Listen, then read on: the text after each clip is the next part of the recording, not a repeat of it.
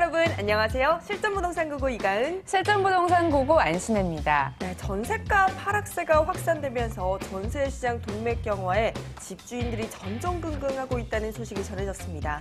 새 아파트 입주가 대거 몰려있는 곳을 중심으로 급매물이 나오고 있고요. 강남 사구를 중심으로 전세값 하락세가 두드러지는 모양입니다. 네, 전세값 하락이 확산될 수도 있다는 점, 이게 문제인 것 같은데요. 전문가들끼리도 의견이 엇갈리면서 정말 한 치 앞도 보기 힘들더라고요. 어려운 부동산 투자 저희가 옆에서 동행하겠습니다. 끝까지 함께 해주시고요. 그럼 출발할게요. 실전부동산 고고!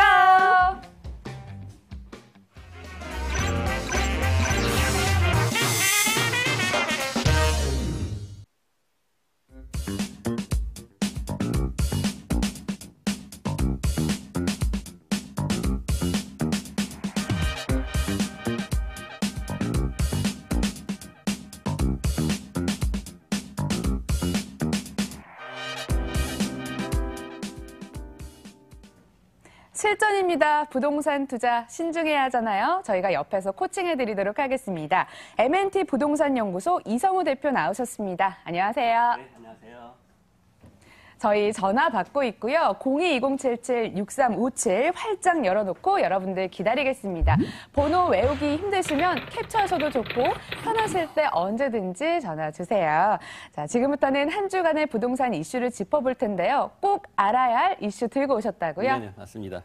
지난달에 서울시나 전국적으로 임대사업자 등록자 수가 매우 많이 늘었습니다. 사상 최대로 많이 늘었는데 3만 5천 명입니다. 지난해 같은 달에 비해서 8배나 올랐고요. 그리고 서울시가 약 75%를 차지하고 있기 때문에 그만큼 서울시의 투자 물건 그리고 실수요보다는 작은 소형 쪽으로 해서 임대사업자를 등록하는 이 빈도수가 매우 높다라고 볼 수가 있겠습니다. 그래서 임대사업자에 대한 부분을 좀 간략하게 설명을 드릴까 해요. 보시면 준공공 임대주택하고 단기 임대주택 사업자, 장기 임대주택 사업자 이렇게 나눠지겠죠. 그래서 많은 분들이 궁금해하는 부분이 뭐냐면 어떤 사람은 4년이다, 8년이다 뭐 이렇게 얘기하시는 분도 있고 어떤 분은 5년이다, 10년이다 이렇게 말씀하시는 분이 있습니다. 그래서 정확하게 말씀을 드린다라고 하면 4년에 해당되는 부분은 지방세입니다. 그래서 지방세라고 하면 취득세와 재산세에 해당되는 거겠죠. 그래서 4년까지, 8년까지는 재산세와 취득세에 대해서 세금 혜택을 받는 것이고, 그 다음에 단기 5년, 그 다음에 장기 10년에 해당되는 이 부분은 국세에 해당되는 부분입니다. 국세는 종부세죠. 종합부동산세하고 그 다음에 나오는 세금이 뭐냐면 양도세죠. 이 양도세까지 혜택을 전부 다 받으려면 10년까지의 이런 기간을 기다려야 된다는 얘기죠. 그런데 문제될 게 없는 게 뭐냐면 8년을 한다 하더라도 장기 보유 특별 공제를 70%까지 받을 수 있기 때문에 이런 세금적인 차이가 별로 안 된다는 얘기죠. 양도세를 다 받아서 세금 혜택을 받는 거와 장기 보유 특별 공제 70% 받고 누진 공제, 인적 공제까지 다 받는다라고 하면 금액 차이가 얼마 안 난다는 겁니다. 그래서 예를 들어서 5천만 원의 양도소득이 발생이 됐다라고 봤을 때 8년이 지났다. 이럴 경우에 세금이 어느 정도 되냐면 장기 보유 특별 공제 70% 받고 거기에다가 누진 공제, 인적 공제 받으면 약 한 70 얼마밖에 안 된다는 얘기죠. 그래서 5천만 원에서 75만 원 정도의 세금밖에 안 낸다는 얘기입니다. 5천만 원 이익 발생된 부분에서. 그래서 8년만 있다가 이렇게 매도를 하셔도 되고 양도세까지 전부 다 혜택을 받으시려면 10년 정도 있으면 영원히 된다는 얘기죠. 그 해당 물건에 대해서. 그래서 그런 부분을 좀 알려드리고 싶은 겁니다. 그래서 보시게 되면 취득세, 세금에 관련된 부분이요. 취득세가 단기 4년, 준공 8년일 때 이런 60제곱미터 이하일 경우에는 면제입니다. 근데 면제 조건 중에서도 200만 원 초과가 안 돼야 된다는 얘기죠. 200만 원 이하가 돼야지 된다는 얘기죠. 취등록세 자체가. 그래서 이런 부분을 좀 아셨으면 하고요. 그리고 최초 분양시에 해당되는 물건입니다. 샀다가 다시 팔 때는 매수자가 취등록세를 내야 됩니다. 하지만 최초 신축 물건의 분양 물건에 대해서만 해당이 된다는 부분이고요. 재산세 같은 경우에도 단기는 50%, 그리고 준공공 임대는 면제입니다. 면제인데 40제곱미터 이하여야지만이 면제가 되는 거고 60제곱미터 이하는 75% 재산세를 면제를 받을 수 있다라는 부분이죠.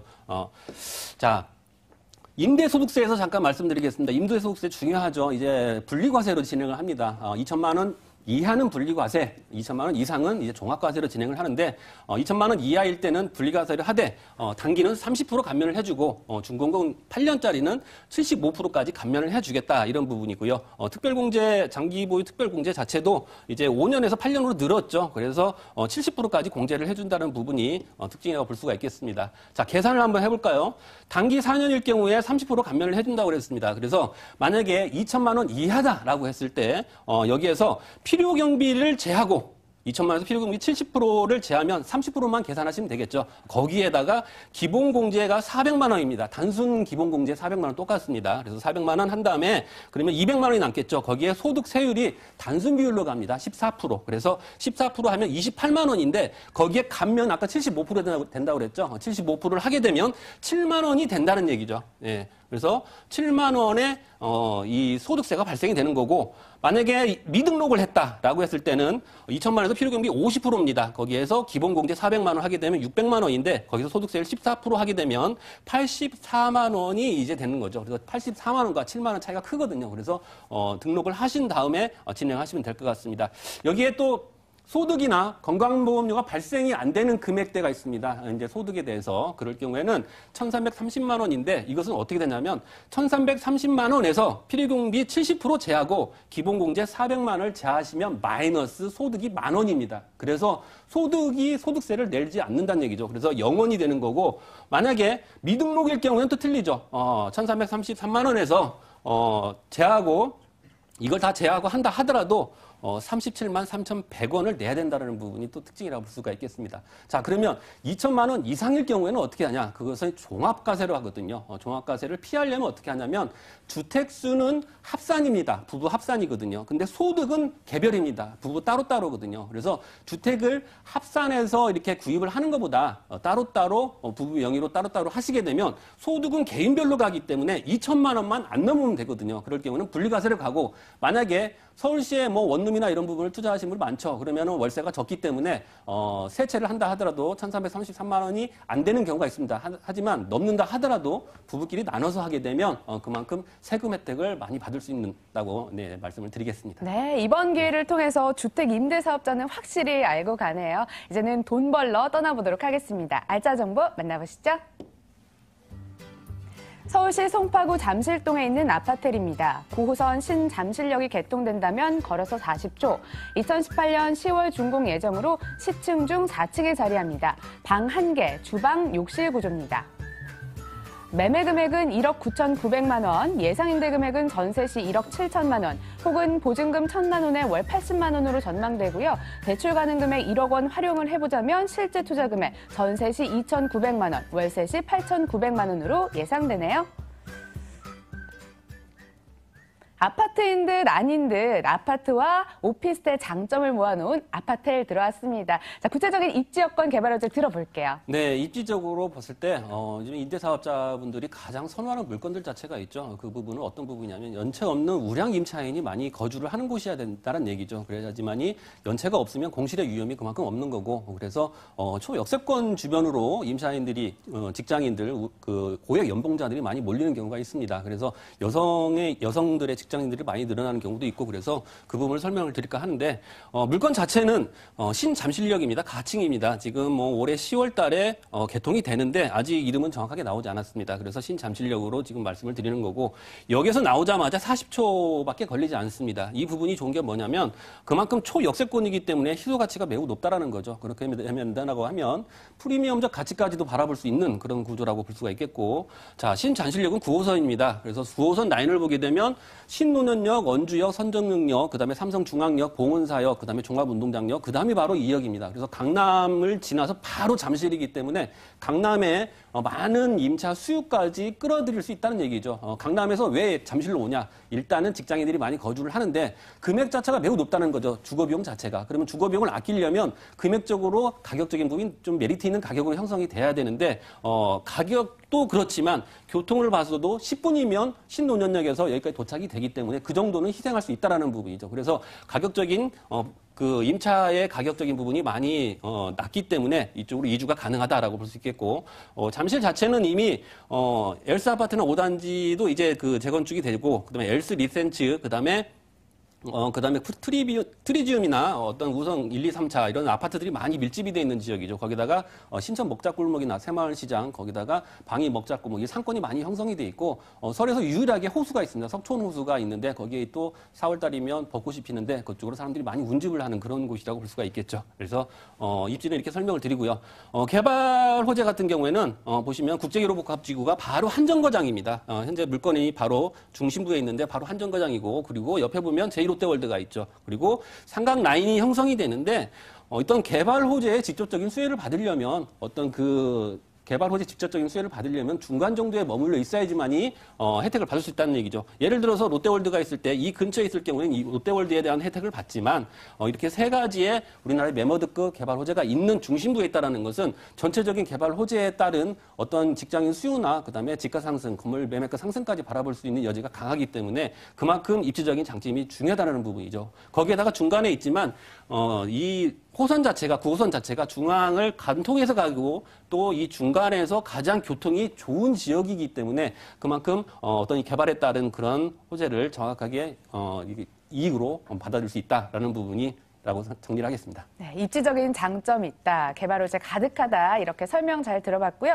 이번엔 건물 볼게요. 네, 건물이 조감도입니다. 그래서 건물이 이제 그 대로변 역 사거리 대로변에 위치해 있고요. 전체 호실이 남향을 바라보고 있습니다. 그래서 지금 초역세권에 거기다 잠실에 해당되는 부분이기 때문에 그만큼 인기가 매우 좋은데 거기에 따라서 전체 호실이 그 남향이기 때문에 인기가 좋기 때문에 지금 많은 호실이 많이 빠졌습니다. 그래서 나중에 하게 되면 호실 자체가 안 좋은 쪽으로 가지 않냐라고 생각하겠지만 그래도 다 전부 다 남향에 있기 때문에 어느 호실이 좋고 나쁘고 이게 없습니다. 그래서 지금 많이 소진이 되고 지금 한 8개 호실 남았는데 오셔서 보시고 판단을 하시기 바랍니다. 네, 개방감과 체감 우수하다고 하니까요. 현장 체크해 보시고요. 이어서 투자 포인트와 함께 금액 얘기로 넘어가 볼게요. 네. 주변에 개발 호재가 너무나 많기 때문에 거기에 따른 미래 가치, 부가가치 창출이 기대가 되고요. 거기다가 9호선 신전실역이 개통이 되기 때문에 길이 뚫리거나 철도가 뚫리게 되면 사람이 몰리고 거기에 따라서 돈이 몰린다라는 말이 있죠. 그만큼 거기에 따른 이익적인 부분을 볼 수 있고 그다음에 현재 지금 1인 가구가 계속적으로 추가가 되고 상승이 되고 있습니다. 그래서 1인 가구들이 또 이런 작은 소형 평수대에 들어오기 때문에 여기에 대해서 투자를 하게 되면 공실의 위험이 적다라고 말씀을 드리고요.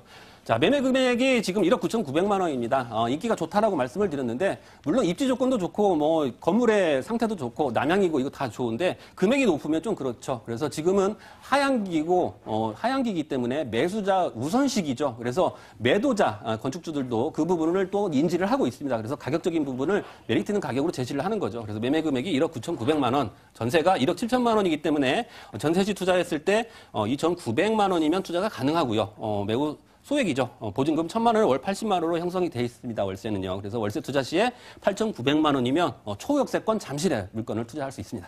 송파구 잠실동 아파트에 만나봤고요. 자세한 정보 화면으로 다시 한번 정리해 볼게요.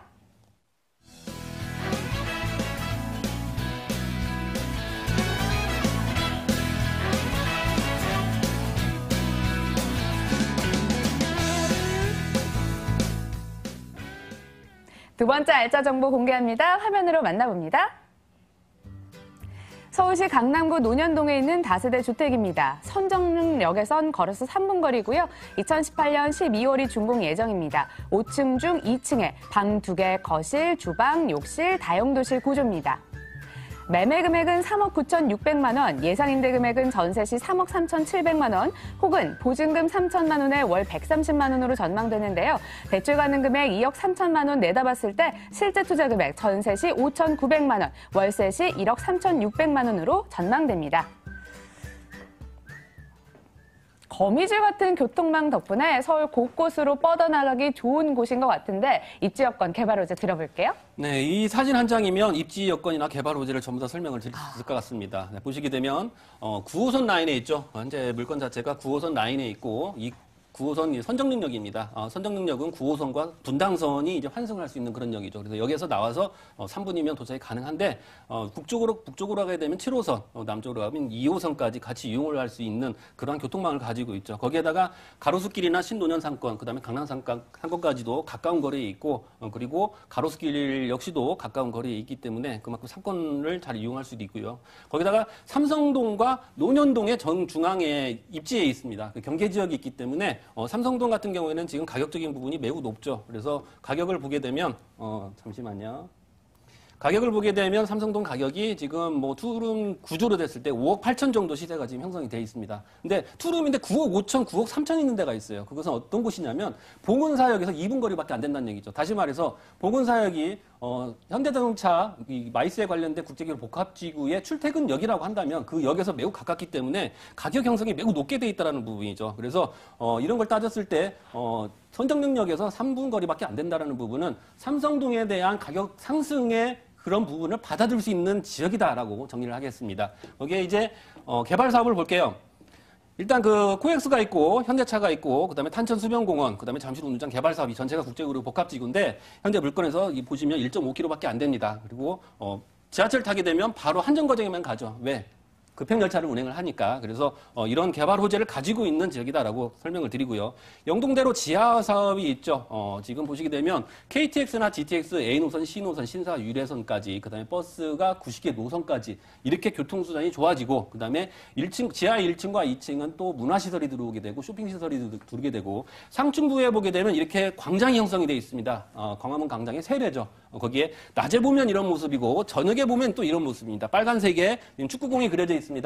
보시게 되면 예전에 2002년도에 축구를 많이 관람을 했죠. 광화문에서 운집을 했다라고 하면 강남 지역은 여기에서 운집을 해서 이제 축구를 관람하고 또 국가적인 행사를 볼 수가 있다는 부분이죠. 자, 경부고속도 지하 사업이 있습니다. 지상에도 녹지 공간 형성이 되고 그다음에 지하 1층, 2층은 또 차가 다니면서 교통의 흐름을 원활하게 할 수 있고 이 주변은 또 상업시설이나 문화시설 그다음에 IT 계열의 어떤 사업체들이 들어오게 되면 직장인 인구들이 계속 늘어난다는 얘기죠. 자, 롯데 칠성부지와 코오롱 부지가 있습니다. 거기에 또 르네상스 호텔이 있는데 24,000평의 롯데 칠성부지가 또 형성이 되면 거기에 또 업무시설이나 그다음에 호텔 또 상업시설들이 형성이 되고 또 르네상스 호텔 같은 게 지금 재건축이 한창 진행이 되고 있는데 35층과 37층이 지금 업무시설로 많이 형성이 되어 있습니다. 그래서 이런 개발 호재에 따른 이익을 많이 볼 수 있는 지역이다라고 정리를 하겠습니다. 네, 굵직한 개발 호재로 인해 높은 미래 가치를 점쳐볼 수 있을 것 같은데요. 건물에 좀 더 집중을 해볼게요. 특이하게 인덕션을 옵션으로 갖췄더라고요. 네, 인덕션 뭐 그냥 요즘엔 다 돼 있죠. 건물 자체가 2개 동으로 이루어졌습니다. 그 노른자 땅에 여기서 3분 거리밖에 안 되는 곳에 2개 동으로 이루어져 있고 주차 시설이 지금 지하로 되어 있습니다. 자주식 주차로 되어 있다는 부분이 특징이고요. 3베이 구조로 되어 있습니다. 그래서 남향 구조이고 3베이 구조이기 때문에 전체 방도 채광이 잘 되고 거실도 채광이 잘 되고 안방도 채광이 잘 되는 구조로 되어 있고요. 이러한 구조로 되어 있기 때문에 임차인들이 선택을 빨리 할 수 있는 투자 결정이 신속하게 이루어질 수 있다라고 정리하겠습니다. 네, 풀 옵션을 잘 갖춰서 자신감 있게 이렇게 얘기를 해주셨는데 이어서 투자 포인트와 함께 금액 얘기로 넘어가 볼게요. 네, 9호선 초역세권입니다. 아까도 뭐 잠실동의 초역세권이지만 9호선도 초역세권인데 여기는 또 환승역세권이죠. 직장인이 그만큼 많고 그냥 직장인이 아니라 고액 연봉자의 직장이라는 부분이 품고 있는 지역이기 때문에 임차 수요에 따른 가격 상승을 바라볼 수 있고요. 주변 개발 호재로 인해서 미래 가치가 매우 높은 지역에 투자하신다라고 보시면 될 것 같습니다. 가장 중요한 게 가격 매력이죠. 네, 매매 금액이 39,600만 원입니다. 어떻게 보면 높다라고 생각할 수 있겠지만 평수 자체가 지금 매우 넓습니다. 실평수, 엘리베이터는 전부 다 빼고 약 13평 정도의 넓은 평수로 되어 있고요. 전세 가격은 3억 3,700만 원인데 보수적으로 책정이 되어 있습니다. 그래서 3억 3,700만 원을 빼게 되면 전세 시 5,900만 원이면 투자가 가능하고요. 보증금은 3천만 원에 월 130만 원입니다. 그래서 월세 투자 시에는 1억 3,600만 원의 선정 능력 환승 역세권의 3분 거리의 물건에 투자할 수 있습니다. 네, 실평수 잘 나와 있다니까요. 두 곳 직접 다녀오시고요. 저희 떠오르는 투자처 다녀왔습니다. 지금까지 M&T 부동산 연구소 이성우 대표와 함께했습니다. 좋은 말씀 고맙습니다. 네, 감사합니다.